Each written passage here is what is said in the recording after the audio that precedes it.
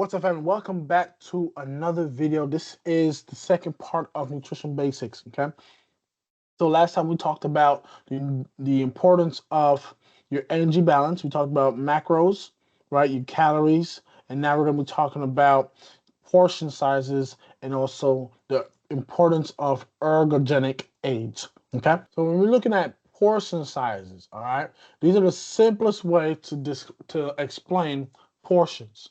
As we look at your hand sizes, right, the size of a fist will be typically the size of how much you want your carbs to be. Fingertips is going to be fats, right? A cup hands will be about snacks, right? Thumb would be like dairy serving if you're adding like a teaspoon of cheese or peanut butter, okay? The size of your palm is typically for proteins, okay? Two handsfuls typically salads. So as you can see, the largest portions are typically salads, vegetables, and all that good stuff. If we look at your plate servings, right? Most, if not all plates should look like this here, right? Where half your plate is going to be veggies, half your plate is going to be salads, okay? About a quarter of your plate is going to be carbohydrates, and a quarter of your plate is going to be proteins, okay? That's the simplest way to look at portions. Okay, so if you ever think about, well, I don't know how much I should be eating, right? If you want to eat small, just pick a small plate, and then your small plate should look like this here. Now, let's talk about supplements and ergogenic aids. These are basically substances, techniques, or devices that are used to enhance your physical performance, strength, endurance, and or recovery in athletic or fitness activities. Okay? These aids help to push past your physical limitations, improve efficiency, and optimize training outcome. All right. So if you want to perform better, if you want to transcend your limitations, right? If you want to increase your awareness, your recovery time, your duration of activity, right? You want to be able to, you can take these particular aids. Okay. Now, here are three common types of ergogenic aids. The first one's going to be nutritional aids. That's the one that we all know. That's like supplements that we use that provide essential nutrients for performance and recovery, right? So we're talking about protein powders, BCAAs, EAAs, creatine, caffeine, and or electrolytes. Okay, these are typical supplements that are important for muscle growth, energy production, hydration balance, and also for expediting recovery. Let's look at pharmacological aids.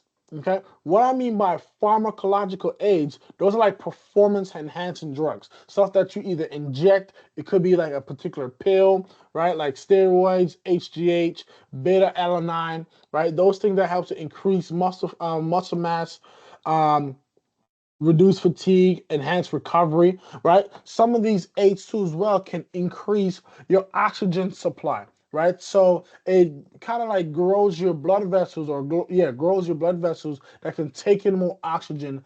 That way you can perform at a higher level. Some of them are either legal or some of them are even banned, right? So you ever like watch sports where you have some of these athletes that get fined or suspended for using performance enhancement drugs, right? The reason why they get suspended is because they're taking these particular drugs and they're performing way better than the average athlete would, right? So it's important that if you start getting to like competition, like bodybuilding, CrossFit, right? Any of those like elite competitions, and you ever consider these type of ergogenic aids, right? You want to be mindful of the regulations and the side effects. Okay. The third thing that is very common, right, is mechanical aids. These are equipment that or particular gears that's help to enhance your physical ability. So let's say that you're trying to squat heavy, right? You can use weightlifting belts. You can use gloves, wristbands, resistant bands, right? Anything that will help you to improve your performance, right? You can use those particular things. Okay. So those are three main types of ergogenic aids when it comes to you being able to perform at the highest level. Okay. One last thing we're going to be talking about is the nutrition label. Okay. Now, it's important that we know that we can read the nutrition label, because when we go grocery shopping, when we go buying food on the go, we want to be able to have a good idea of what is in our meals.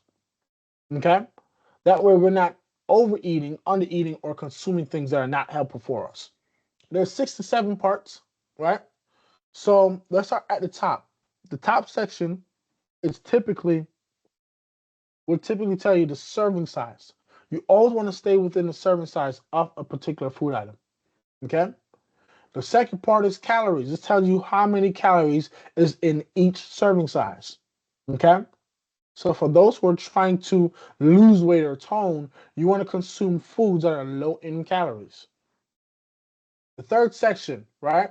If we look at the big bulk part, the bulkier part of the label, right? That top section is considered, let's say let's go through fats, cholesterol, and sodium.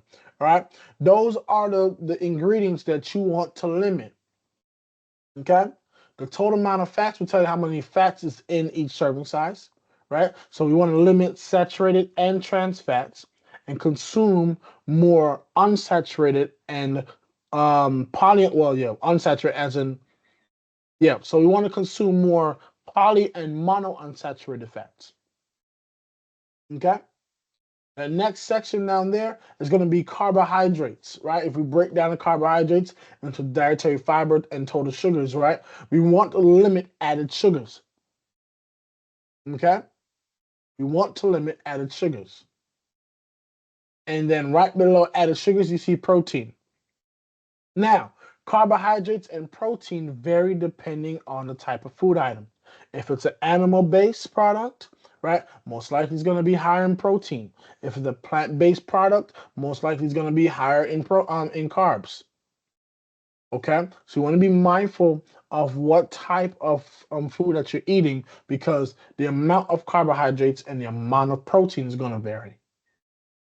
Okay, the bottom section is vitamins and minerals. You want to get a lot of vitamins and minerals because it helps your hormonal balance, helps you to perform better, helps you to recover a lot faster, and helps you to be more cognitive aware. Okay. The last part is daily value. So if you look at these percentages on the right side, right, this just basically tells you the amount of percentage of each ingredient that's in the product. Here's a good range for you, right? So if a number is below 10%, right, or if an ingredient that's below 10% daily value, that's a healthy food item. Okay. If it's a number that's between 11 and about 16, it has a moderate amount. So you want to have at least one servings to probably no servings per day. If it's a number that's 17 and above, that ingredient is high in that particular food item. You want to limit that. Okay. So if we look at this particular food item, whatever it is, it has a moderate amount of fats, has a moderate amount of carbohydrates, but it's high in sugars. So that will tell you this is probably a food item that you really don't want to have in your regular diet because of the sugar content here. Now, in the next video, we're going to be talking about eating patterns, okay? And how to properly manage your eating patterns. So for those who are either overeating, undereating, conscious eater, habitual eaters, right? We're going to be learning how to overcome those particular eating patterns. All right. So stay tuned for the next video.